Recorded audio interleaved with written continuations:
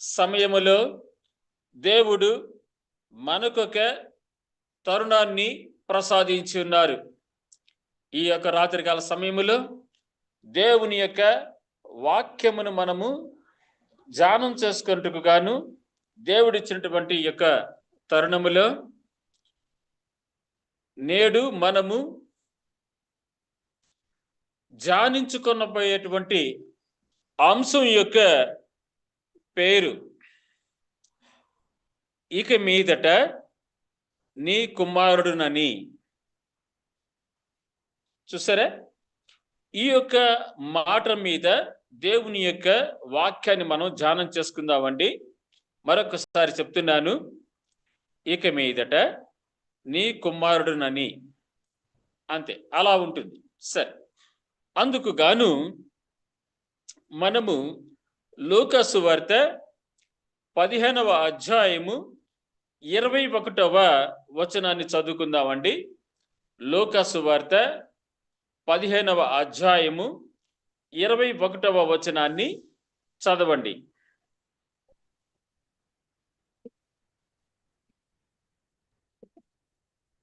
అప్పుడు ఆ కుమారుడు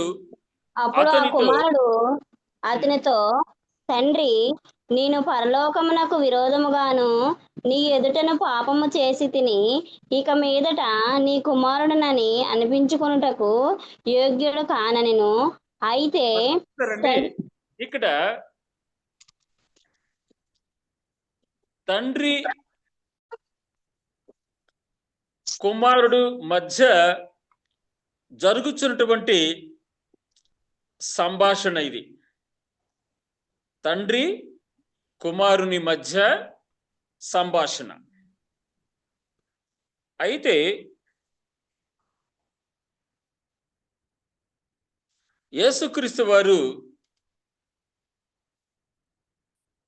ఈ యొక్క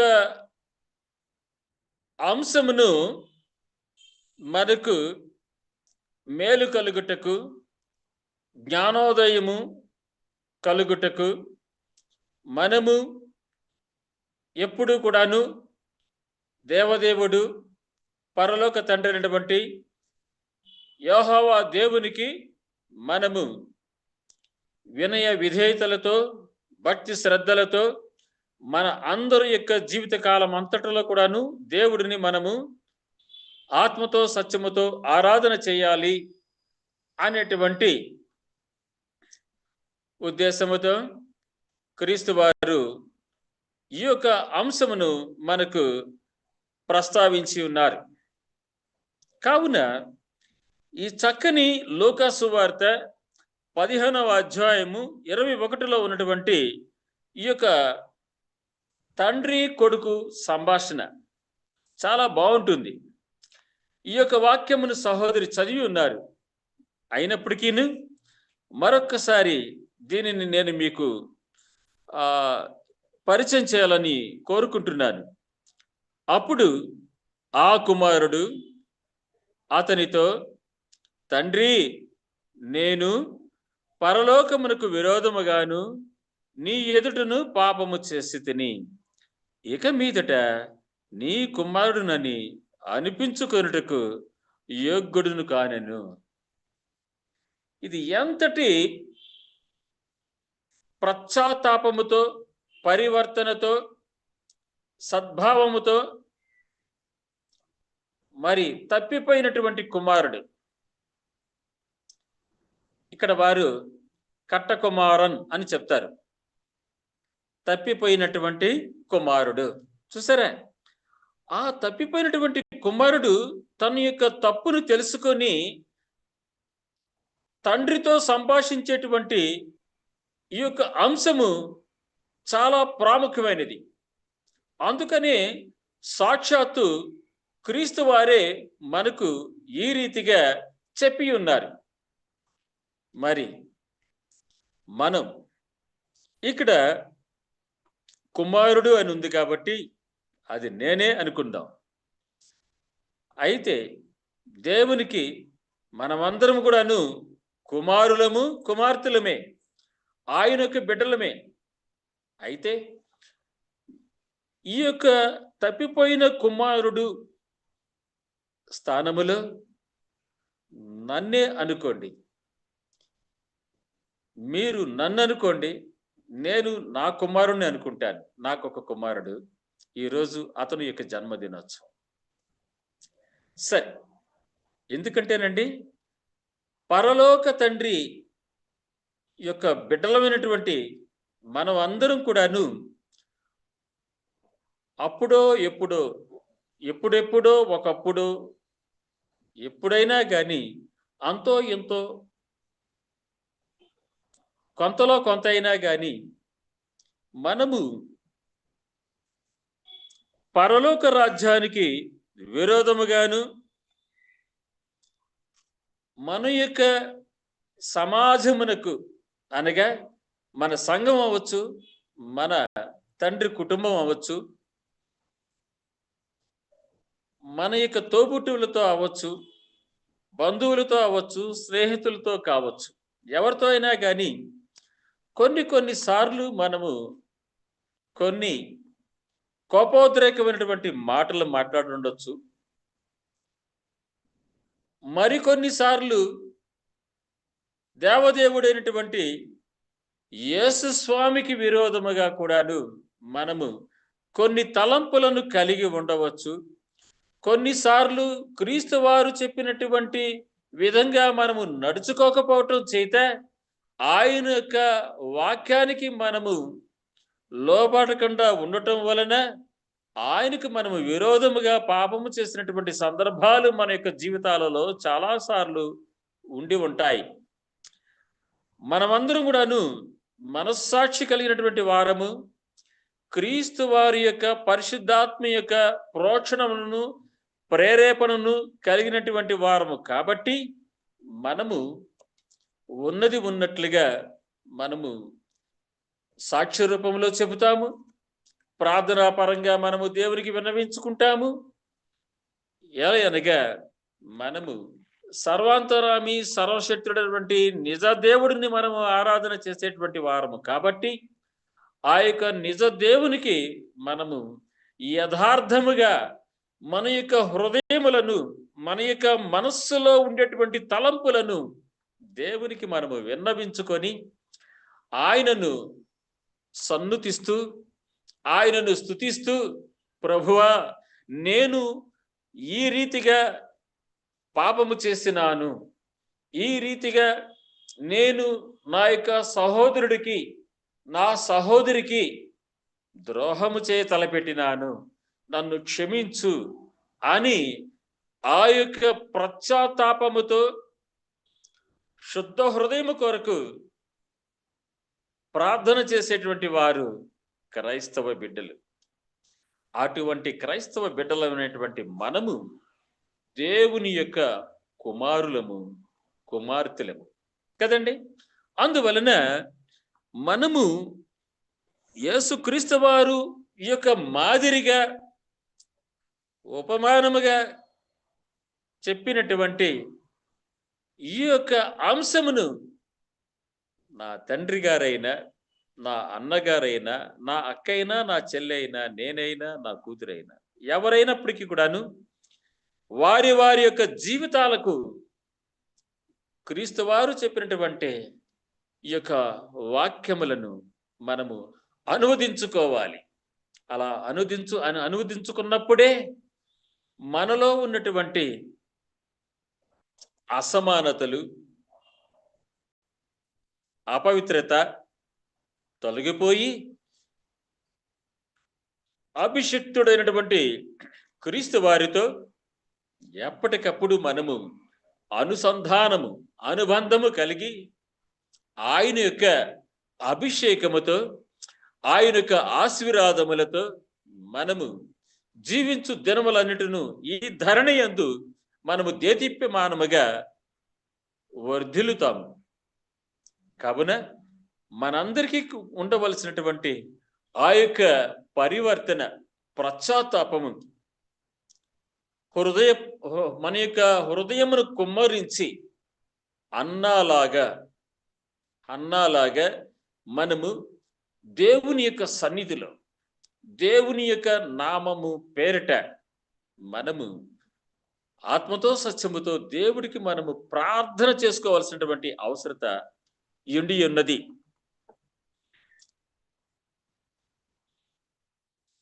తర్వాత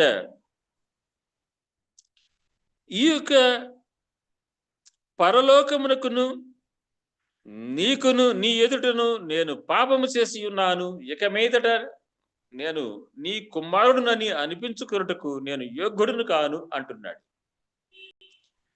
అయితే మనము మన పరలోకమందున్నటువంటి దేవదేవుడికి ప్రార్థన చేసేటప్పుడు నేనైతే ఎలా చెయ్యాలో నేను మీకు మీ ఎదుట నేను నేర్చుకుంటున్నాను, మీ ఎదుట నేను చెప్పుకుంటున్నాను. అది ఏమిటయ్యా అంటే, ప్రభువా నా పేరుకు మాత్రమే ప్రభు కుమారుడును, ఆ పేరుని ఆ రీతిగా పబ్లిక్ లో నేను చెప్పుకుంటానికి నేను యోగ్యుడును కాను. ఎలయనగా పేరుకు మాత్రమే ప్రభు కుమారుని నా యొక్క ఆలోచనలోను, నా యొక్క క్రియలలోను, నా యొక్క కోపోద్రేకముతోను నేను నా యొక్క పొరుగు వారి మీద నేను ప్రేమకు బదులు పగ పెంచుకుంటున్నాను. అన్నిటికీ నీ పరిశుద్ధ బిడ్డలైనటువంటి నీ యొక్క స్వరక్తం ఇచ్చి నీవు సంపాదించుకున్నటువంటి నీ యొక్క క్రైస్తవ బిడ్డలతో స్వామి నేను అబద్ధాలు ఆడుతున్నాను, వారి పైన నేను అబద్ధ సాక్ష్యాలు పలుకుచున్నాను, నీ యొక్క ప్రియ బిడ్డలతో నేను కోపపడుతున్నాను, తగవులాడుతున్నాను అని నాకు నేను ప్రభువా నీ కుమారుడునని, నీ కుమార్తెనని, నీ బిడ్డనని, నీ సేవకుడునని, నేనొక క్రైస్తవుడిని అని చెప్పుకుంటానికి నేను యోగ్యుని కాదు ప్రభువా అని నాలాంటాడు తప్పిదములో పడినప్పుడు, ఆజ్ఞను అతిక్రమిస్తున్నప్పుడు వెంటనే మారు మనసు పొందాలి, పశ్చాత్తాపపడాలి, ప్రభువుని వేడుకోవాలి. దేవా నేను ఈ రీతిగా నడుచుకున్నాను కాబట్టి నేను క్రైస్తవుడిని అని చెప్పుకుంటానికి, ప్రభు కుమారుడిని అని నేను తెలుపుకుంటానికి నేను యోగ్యుడిని కాదయ్యా అని మనము శుద్ధ హృదయముతో దేవుడిని మనము ప్రార్థించాలి. ఆ యొక్క దావీదు మహారాజు తన యొక్క 51వ కీర్తనలో ఇదే రీతిగా తనను తాను సమర్పించుకున్నాడు, తగ్గించుకున్నాడు, తనను తాను ప్రభువుకి అప్పజెప్పుకున్నాడు. దేవా నాలో శుద్ధ హృదయము కలిగించు, తండ్రి నీ సన్నిధిలో నుండి నన్ను నీవు త్రోసివేయకము, హిస్సోపుతో నన్ను కడుగుము, నన్ను శుద్ధీకరించు స్వామి అని ఆ ఘోర తప్పిదమును చేసినటువంటి ఆ యొక్క దావీదు మహారాజు గారు మరి దేవుడిని ఆ రీతిగా ప్రార్థించినాడు. అందుకని ఆయన యొక్క జీవితంలో ఎనలేని ధన్యతలను దేవుడు దావీదు గారికి ప్రసాదించి ఉన్నారు. కావున మనం కూడానండి పరలోకమునకును మనుషుల ఎదుటను చేస్తున్నటువంటి విరోధ భావము, పాపము, ఆ యొక్క దానిని మనము త్యజించుకోవాలి, తగ్గించుకోవాలి, దేవునికి సమర్పించుకోవాలి, దేవుని చేత మనము తరించబడాలి, దేవుని చేత మనము తాజాగా, పరిశుద్ధముగా, శుద్ధ హృదయులుగా మనము తీర్చిదిద్దబడాలి అనేటువంటి దానిని మనము ఈ సమయమందు జ్ఞాపకానికి తెచ్చుకుందాం కదండి.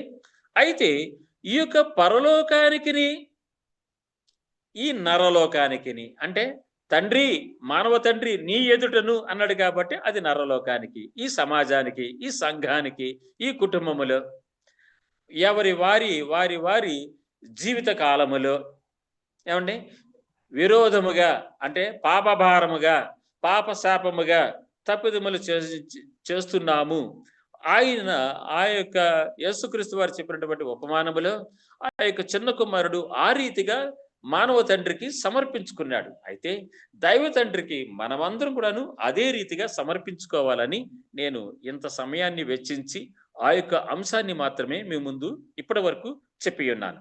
సరే, చూడండి, ఈ యొక్క పరలోకానికి విరోధముగా అనేటువంటి మాటను మనం ఈ యొక్క లూకాసు వార్త 15వ అధ్యాయం 21వ వచనంలో చదివినప్పుడు ఆ యొక్క పరలోకానికి విరోధముగా అంటేనండి, దేవుడిచ్చినటువంటి 10 ఆజ్ఞలు, ఆ యొక్క ఆజ్ఞలలో 1 నుండి 4వ ఆజ్ఞ వరకు మానవుడికిని దేవునికిని సంబంధించినటువంటి ఆజ్ఞలు. ఆ యొక్క ఆజ్ఞలలో మనము ఏదైనా గనక తప్పిపోతున్నట్లయితే, ఆ యొక్క 1 నుండి 4 ఆజ్ఞల విషయంలో మనము ఏదైనా తప్పు చేస్తున్నట్లయితే అది మనము పరలోకానికి విరోధముగా పాపము చేసినట్లు వస్తుంది. ఈ యొక్క విషయాన్ని మీరు నాతో పాటు సంగ్రహించండి. ఈ రోజు ఉదయకాలమే దేవుడు నాకు ఈ యొక్క వాక్యాన్ని ఇచ్చి ఉన్నారు. ఈ రోజున మీరందరూ నాకు ఈ యొక్క అవకాశం ఇవ్వబట్టి వెంటనే ఈ సమయంలో ఈ యొక్క ప్రసంగాన్ని నేను మీకు సమర్పించుకుంటున్నాను ప్రభు పేరిట. చూసారా? కాబట్టి పరలోకమునకు విరోధముగా మనము పాపము చేయుట అంటే 1 నుండి 4 ఆజ్ఞల విషయములో మనము తప్పిపోవుట అని మనము సంగ్రహించుకోవాలి. 1 to 4 కమాండ్మెంట్స్, వాటిని మనము నిర్వహించలేకపోతున్నాము అని వెంటనే మనం గుర్తు తెచ్చుకోవాలి. తర్వాత నీ ఎదుటను అంటున్నాడు, నీ ఎదుటను పాపము చేసితిని అని చెప్తున్నాడు. చూసారండి, అది 5వ ఆజ్ఞ దగ్గర నుంచి 10వ ఆజ్ఞ వరకు, అంటే 6 ఆజ్ఞల విషయంలో మనము మన యొక్క తోటి మానవులకు, మన యొక్క పొరుగు వారికి, మన యొక్క ఇంటి వారికి, మన యొక్క సంఘం వారికి, మన యొక్క సమాజం వారికి, మన యొక్క బంధువులకు, స్నేహితులకు మనము ఆ యొక్క 6 ఆజ్ఞలలో ఉన్నటువంటి విధముగా మనము నడుచుకోవటం లేదని, ఆ యొక్క 6 ఆజ్ఞలకు వ్యతిరేకముగా మన యొక్క తోటి వారికి, పొరుగు వారికి మనము ద్రోహము చేస్తున్నామేమో అని మనము జాగ్రత్తగా ఆలోచన చేసుకోవాలి. ఈ యొక్క ఉపమానములో తనయుడు, కొడుకు తండ్రికి విరోధముగా పాపము చేసినాడు. వృద్ధాప్యమందు తండ్రిని విడిచిపెట్టాడు. ఆయన దగ్గర ఉన్నటువంటి ఆస్తి భాగమును అడిగి తీసుకొని వెళ్ళి వెచ్చించాడు, వృధాపరిచినాడు. ఆ రీతిగా తండ్రికి ఇతను పాపము చేసినాడు. మనము ముందుగా నేను చెప్పి ఉన్నాను, మన యొక్క ఇంటి వారికి, మన సంఘం వారికి, మన తోటి వారికి, మన స్నేహితులకు, బంధువులకు ఏ రీతిగా అయినా మనము విరోధముగా మనము ప్రవర్తిస్తున్నామేమో అని మనల్ని మనము పరీక్షించుకోవాల్సినటువంటి అవసరత ఎంతైనా ఉండి ఉన్నది. తదుపరి హెబ్రీలకు రాసినటువంటి పత్రిక 12వ అధ్యాయము 25వ వచనం అండి. హెబ్రీలకు రాసినటువంటి పత్రిక 12వ అధ్యాయము 25వ వచనాన్ని చదువుకుందాం. హెబ్రీలకు రాసినటువంటి పత్రిక 12వ అధ్యాయం అండి, 25వ వచనం. మీకు బుద్ధి చెప్పుచున్న వానిని నిరాకరింపనట్లు చూచుకొనుడి. వారు భూమి మీద నుండి బుద్ధి చెప్పిన వారిని నిరాకరించినప్పుడు తప్పించుకొనకపోయిన ఎడల పరలోకం నుండి బుద్ధి చెప్పుచున్న వానిని విసర్జించు మనము తప్పించుకొనపోవుట మరీ నిశ్చయముగా. అప్పుడు ఆయన శబ్దము భూమిని. చాలమ్మా, ఓకే. చూసారండి, సహోదరి చదివినటువంటి యొక్క వాక్య ప్రకారంగా మనము ఆ యొక్క వాక్యాలలో ఉన్నటువంటి అంతర్లీన అంతరంగ అర్థమును పరమార్థముగా మనము జీర్ణించుకుందాం. ఈ యొక్క వాక్యాన్ని సరైన విధంగా మనము సంగ్రహించుకుందాం, మన యొక్క జీవితాలకి అనువదించుకుందాం. చూడండి, ఒక తల్లి తండ్రి వారి యొక్క కుమారుడికో కుమార్తెకో హితోపదేశం చెప్తారు, కొన్ని మంచి బుద్ధులు చెప్తారు. ఆ చెప్పినప్పుడు ఆ యొక్క కుమారుడో కుమారుతో ఆ యొక్క తల్లిలో తండ్రో చెప్పినటువంటి హితోపదేశము, ఆ యొక్క మంచి బుద్ధి మాటలను వారు వినకుండా పెడచెవుని పెడతారు. ఆ తర్వాత, అమ్మా నీవు చెప్పావు, నేను వినలేదు, నేను చేయలేదు, నాకు తగిన నష్టము కలిగిందమ్మా, శాస్తి జరిగింది నాన్న అని అటు పిమ్మట ఆ కుమారుడు ఆ కుమార్తె ఆ తల్లినో తండ్రినో మరల ఆ రీతిగా వారి ఎదుట చెప్పుతారు, ఒప్పుకుంటారు, వారి యొక్క తప్పు తెలుసుకొని బాధపడతారు. ఇది మామూలుగా మంచివారి గురించి. అయితే ఆ దేవుని ఆ యొక్క తల్లి మాటో తండ్రి మాటో వినకుండా కష్టాలు తెచ్చుకున్నటువంటి వారిని మనము సమాజంలో మనము చూడటం లేదండి, చూస్తున్నాం. సరే, అయితే పరలోకము నుండి బుద్ధి చెప్పుచున్న వానిని విసర్జించు మనము తప్పించుకొనకపోవుట మరి నిశ్చయము కదా. కరెక్టే.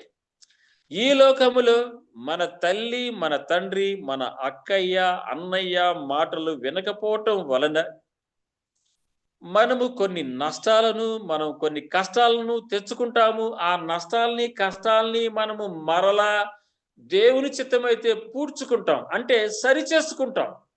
ఈ రోజు పోయిన డబ్బుని మళ్ళీ మనము దేవుని చిత్తమైతే సంపాదించుకుంటాం. ఓకే, కానీ పరలోకము నుండి బుద్ధి చెప్పుచున్న వానిని మనకు పరలోకము నుండి బుద్ధి చెప్పేటువంటి వారు ఎవరండి? పరిశుద్ధాత్మ దేవుడు. మనకు పరిశుద్ధాత్మ దేవుడు బుద్ధి చెబుతూ ఉంటారు. మనకు చక్కని ఆలోచన సమాలోచన పరిశుద్ధాత్మ దేవుడు మనకు చెబుతూనే ఉంటారు. అయితే కొన్నిసార్లు మనము పరిశుద్ధాత్మని యొక్క ప్రేరేపణను మనము ప్రేమిస్తాము, మరికొన్నిసార్లు విసర్జిస్తాము. బైబిలులో ఉన్నట్లుగా వాక్య ప్రకారంగా దేవుడు చెప్పినట్లుగా చేయాలంటే చాలా కష్టం. నేను చేయలేను, నేను చేయను, పర్వాలేదులే, దేవుడికి నా అవసరత గురించి తెలుసు, ప్రార్థన చేస్తే మరలా నా దేవుడు నాకు కావలసినటువంటి సహాయాన్ని ఇవ్వకపోతారా అని మనం ఏం చేస్తూ ఉంటామండి. సరే, నాలాంటి వాడు ఏం చేస్తూ ఉంటాడో తెలుసండి, పర్వాలేదు, నేను పాస్టర్ని కదా, ప్రార్థన చేద్దాం, నాకు వాక్యం తెలుసు అని నేనేం చేస్తూ ఉంటానంటేనండి, పరలోకంలో నుండి అనగా ఆ పరిశుద్ధాత్మ దేవుడు నన్ను ప్రేరేపించిన, నన్ను గద్దించిన, నాకు బుద్ధి చెబుతున్నా కానీ నేను కొన్నిసార్లు ఏం చేస్తూ ఉంటానంటే నా యొక్క స్వనీతిని ఆధారం చేసుకుంటాను, నా స్వశక్తి మీద ఆధారపడతాను, నా యొక్క బంధువుల మీద, నా యొక్క స్నేహితుల మీద, నా కుటుంబం మీద, నా సంఘం మీద నేను ఆధారపడి కొన్నిసార్లు నేను అతిశయించటము అనేటువంటిది జరుగుతూ ఉంటుంది. ఆ రీతిగా మనము ఉండకూడదు అని ఈ యొక్క వాక్య భావమై ఉండి ఉన్నది. తరువాత యోహాను సువార్త 3వ అధ్యాయము 12వ వచనాన్ని కూడా చదువుకుందామండి. యోహాను సువార్త 3వ అధ్యాయము 12వ వచనం. భూ సంబంధమైన సంగతులు నేను మీతో చెబితే మీరు నమ్మకున్నప్పుడు పరలోక సంబంధమైనవి మీతో చెప్పిన ఎడల ఎలాగు నమ్ముదురు అని సాక్షాత్తు యేసుక్రీస్తు అడుగుచున్నారు. ఆ యొక్క నికోదేము సందర్భములో నుండి మనల్ని కూడా అడుగుతున్నాడు దేవుడు. దేవుడు మనకు ఆరోగ్య ధర్మశాస్త్రాన్ని ఇచ్చారు. ఆ యొక్క ఆరోగ్య ధర్మశాస్త్రాన్ని ఇక్కడ మనం పోల్చుకుందామండి. కానీ ఆధ్యాత్మికమైనటువంటి విషయాలను ఎన్నిటినో దేవుడు మనకు తెలియపరిచారు. అయినా కానీ వాటిని మనము కొన్నిసార్లు లెక్క చేయకుండా ఉంటున్నాము అనేటువంటిది మనము పరిశీలన దృష్టితో అవగాహన చేసుకోవాల్సిందిగా ఒక సహోదరుడిగా నేను పెద్దలను చిన్నలను బతిమాలుకుంటున్నాను. సరే, భూ సంబంధమైన సంగతులు అనగా మనము ఆరోగ్య ధర్మశాస్త్ర ప్రకారంగాను ఈ లోకములో మనము కొన్ని ఆహార పదార్థాలను తినటము మంచిది కాదు అని దేవుడు మనకు చెప్పి ఉన్నారు. పంది మాంసము, రొయ్యలు, పీతలు, ఇలా దేవుడు ఆరోగ్య ధర్మశాస్త్రంలో కొన్నిటిని నిషేధించి ఉన్నారు. వాటిని మనము తినకూడదని దేవుడు మనకు చెప్పి ఉన్నారు. అది భూ సంబంధమైనటువంటి సంగతులుగా మీరు తీసుకోండి. తర్వాత పరలోక సంబంధమైనవి దేవుడు, పరిశుద్ధాత్మ దేవుడు మనకు చెప్పిన యేసుక్రీస్తు వారు ఈ యొక్క నూతన నిబంధన గ్రంథము ద్వారాగా మనతో మాట్లాడుతున్నప్పటికీ కూడాను పరలోక సంబంధమైనటువంటి విషయాల గురించి మనము కొన్నిసార్లు కొన్నిటిని నమ్ముతున్నాము, కొన్నిటిని నమ్మకుండా ఉంటున్నాము, కొన్నిటి యందు మనము సంశయము, సందేహము కలిగి ఉంటున్నాం. సరే, ఈ పరలోక సంబంధమైనటువంటి విషయాలు చాలా ఉంటవి. అయితే సింపుల్గా నేను ఒక అంశాన్ని నేను మీ ముందు ఉంచడానికి ప్రయత్నం చేస్తున్నాను. చూడండి, నాకు తల్లి తండ్రి లేరు, చనిపోయారు. ఓకే, ప్రభునందు నిద్రించారు. అయితే ఆ యొక్క వారి గురించి కొందరు క్రైస్తవ బిడ్డలు, కొందరు క్రైస్తవ పాస్టర్లు ఏం చెప్తారో తెలుసండి? వాళ్ళు ప్రార్థనా జీవితం చేశారు కదా, గడిపారు కదా, జ్ఞానస్నానం బాప్టిజం తీసుకున్నారు కదా, వాళ్ళు పరలోకానికి వెళ్ళిపోయారయ్యా పాస్టర్, ఎందుకయ్యా వాళ్ళ గురించి ఆలోచిస్తావు అంటారు. ఎవరండి? కొంతమంది పాస్టర్లు, కొంతమంది క్రైస్తవ బిడ్డలు, మనలో కూడా ఉన్నారు అటువంటి వారు. అది మన యొక్క వాక్యానికి విరుద్ధం. నా తల్లిదండ్రులు మంచివారైనా చెడ్డవారైనా వాళ్ళు యేసయ్య రెండో రాకడ వరకు కూడాను ఈ యొక్క భూమిలో, సమాధిలో, ఈ మట్టిలో వాళ్ళు నిద్రిస్తూనే ఉంటారు. రెండవ రాకడ సమయంలో మాత్రమే వారు పైకి లేపబడతారు. అది రెండవ రాకడ సమయంలో. ఇది పరలోక సంబంధమైనటువంటి సంగతి, సత్యము. మరి అటువంటి వాటిని మనలో ఎందరో నమ్ముచున్నాము. ఒకవేళ పొరపాటున గ్రహపాటున ఎవరైనా నమ్మకుండా ఉండి ఉంటే నమ్మండి, బైబిల్ వాక్యాన్ని చదవండి. తెస్సలోనికి రాసినటువంటి పత్రిక 4వ అధ్యాయము 16-17 వచనాల్లో చూసినట్లయితే అక్కడ మనకు తెలుస్తోందండి. కావున ఈ విధంగా భూ సంబంధమైనటువంటి సంగతుల విషయంలోనే మనము తప్పిపోతుంటే, తల్లడిల్లిపోతుంటే, తప్పడడుగు వేస్తూ ఉంటే, పరలోక సంబంధమైనటువంటి విషయాలలో మనము మరింతగా మనము తప్పిపోతున్నామేమో, తెలియకుండా ఉంటున్నామేమో. మనల్ని అజ్ఞానము, ఆ సాతానుడి యొక్క అనుచర గణంగా, ఆ అపవాది యొక్క ఆభరణంగా మనలో ఆ అజ్ఞానము చోటు చేసుకుంటుందేమో, తిష్ట వేసి కూర్చున్నదేమో అని మనము గ్రహించుకోవలసినటువంటి అవసరత ఎంతైనా ఎండి ఉన్నదండి. ఇప్పుడు మత్తయి సువార్త 12వ అధ్యాయము 32వ వచనాన్ని చదువుకుందాం.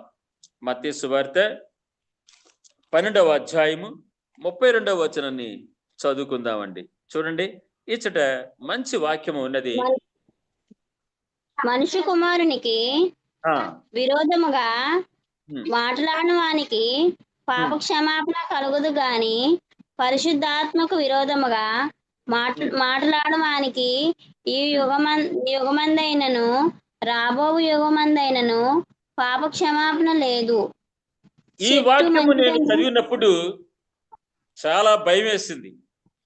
పాస్టర్ ఎంఎల్ నారాయణరావు గారు బైబిల్ స్టడీ ఇచ్చేటువంటి సందర్భాలలో నేను 1993లో ఈ యొక్క వాక్యాన్ని వారి ద్వారాగా చదివినప్పుడు నాకు చాలా భయం వేసింది. ఏమిటి మనుష్య కుమారుడు అంటే యేసుక్రీస్తు. ఆయనకు విరోధంగా మాట్లాడితే పాపక్షమాపణ కలుగుతుందా? పరిశుద్ధాత్మకు మాత్రము విరోధముగా మాట్లాడితే పాపక్షమాపణ కలగదా? అయ్య బాబోయ్! ఏమిరా నాయనా ఈ యొక్క విచిత్రము. నేను ఆ పరిశుద్ధాత్మ దేవుడికి ఏ విధంగా అయినా విరోధంగా మాట్లాడుతున్నానేమో, ఎటువంటి వ్యతిరేక్తమైనటువంటి భావనలు కలిగి ఉన్నానేమో అని మా యొక్క మానవ గురువు గారిని పాస్టర్ ఎమ్మెల్యే నారాయణరావు గారిని, ఏమండి ఈ యొక్క పరిశుద్ధాత్మ దేవుడికి వ్యతిరేకంగా మాట్లాడటం ఏంటండి? దానికి పాపక్షమాపణ లేదని వాక్యం చెప్తోంది. నాకు భయం వేస్తోంది సార్. దీని గురించి నాకు వివరించండి అని నేను అడగటం అనేటువంటిది జరిగి ఉన్నది.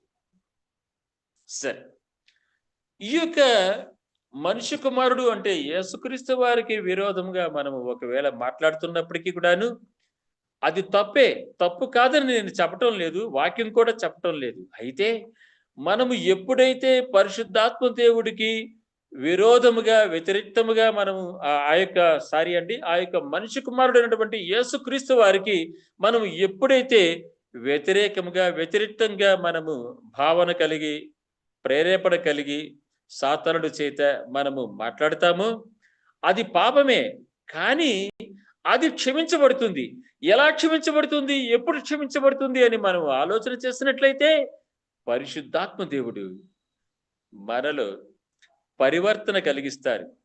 పరిశుద్ధాత్మ యొక్క ప్రేరేపణ చేత క్రీస్తు వారిని మనము అర్థం చేసుకుంటానికి, మనము క్రీస్తు వారిని మనము అంగీకరించటానికి, క్రీస్తు వారిని మనము ఆత్మతోనూ సత్యముతోనూ ఆరాధన చేయటానికి పరిశుద్ధాత్మ దేవుడు మనలో వసించి ఆయన మనకు కావలసినటువంటి బుద్ధిని, నీతిని ఆ పరిశుద్ధాత్మ దేవుడు మనలో కలిగిస్తారు. ఆ యొక్క అంశాన్ని మనము గ్రహించాలి. అందుకు గాను యోహాను సువార్త చూస్తాము.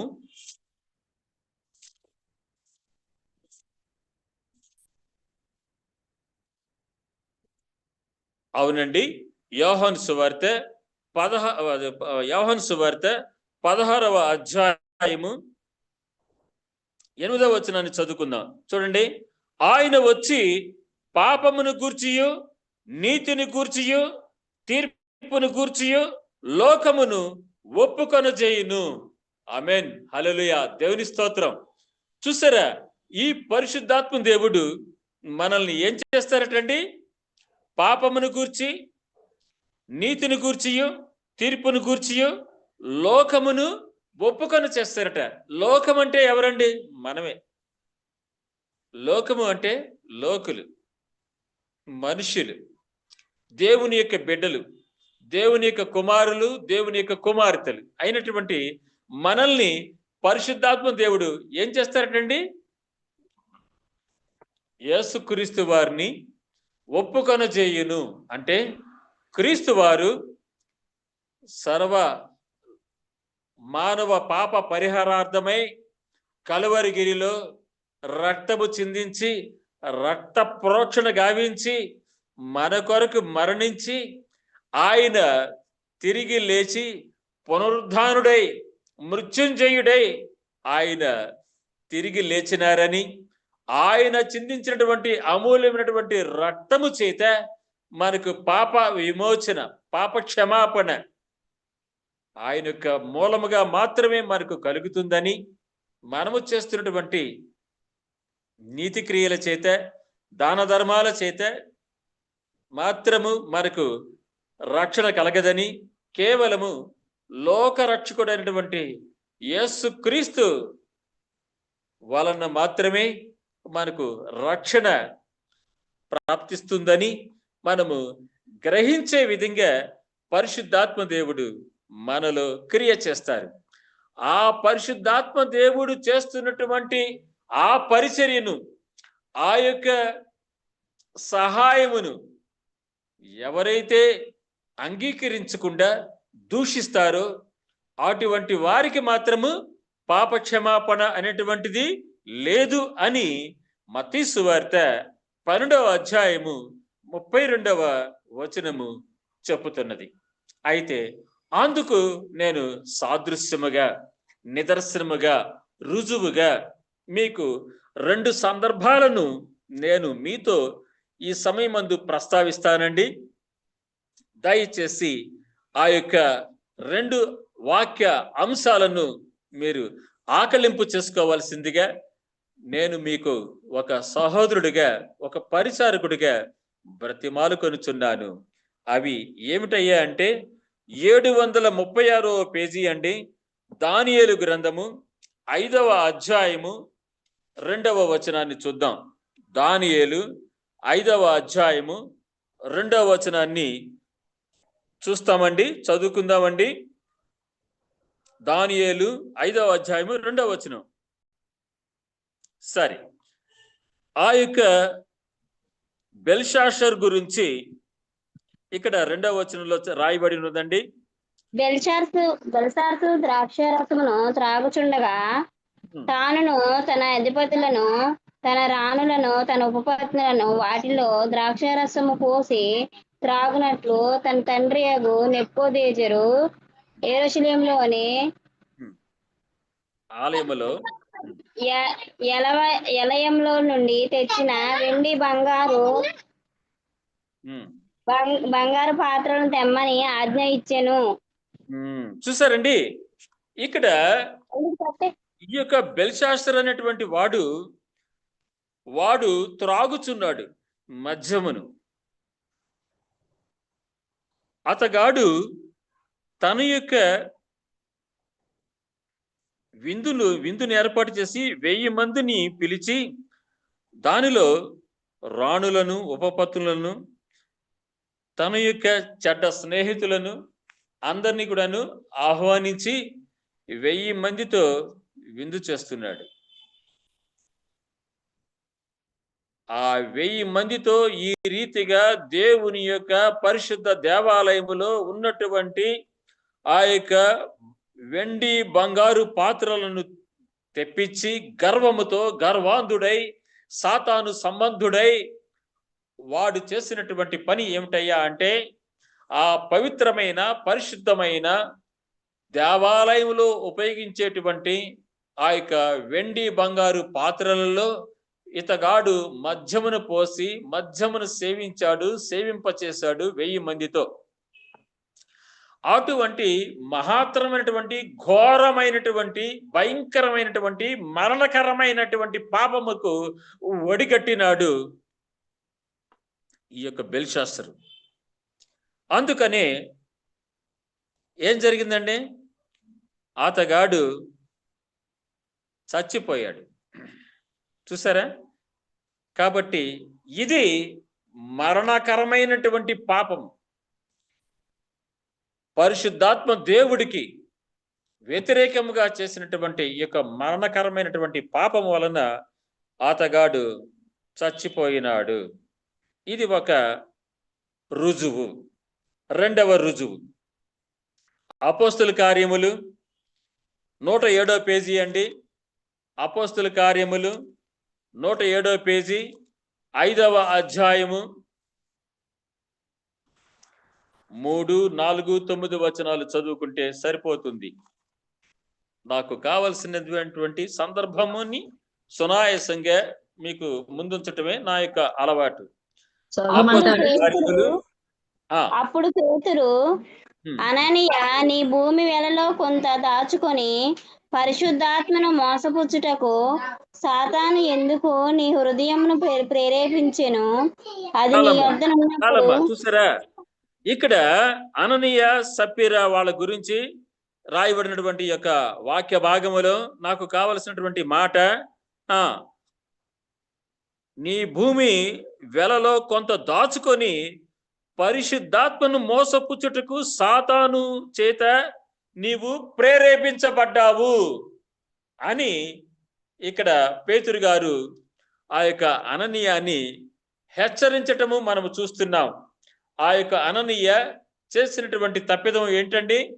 పరిశుద్ధాత్మ దేవుడికి వ్యతిరేకముగా విరోధముగా సాతానుడి యొక్క ప్రేరేపణ చేత అననీయ గారు పాపము చేసినారు, చచ్చిపోయారు.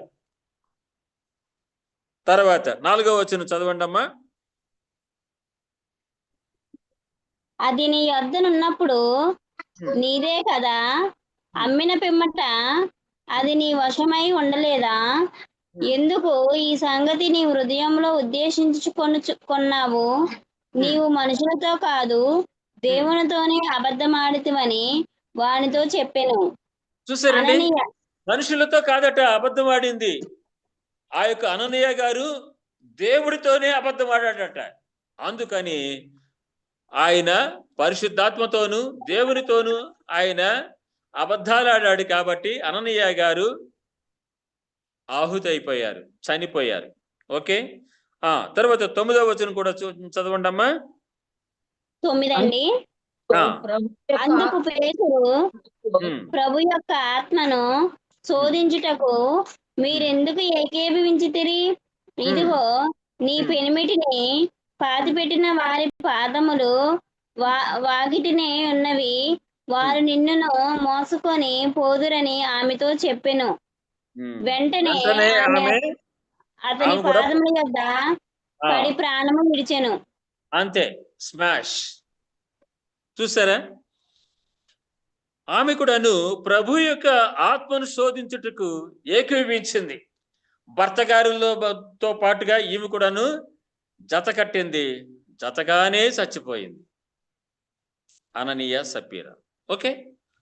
కాబట్టి ఈ యొక్క పరిశుద్ధాత్మ దేవుడికి వ్యతిరేకంగా ఎవరైతే యోచన చేస్తారో అటువంటి వారికి పాప విమోచన అనేటువంటిది ఉండదు అని మీరు ఎక్కడ చదివారు? మత్తయి సువార్త 12వ అధ్యాయము 32వ వచనం ప్రకారంగా మీరు చదవడం అనేటువంటిది జరిగి ఉన్నది. కావున మనమందరం కూడాను ఎలాగుండాలి అనేటువంటి దాని గురించి చూసినట్లయితే యోహాను రాసిన మొట్టమొదటి పత్రిక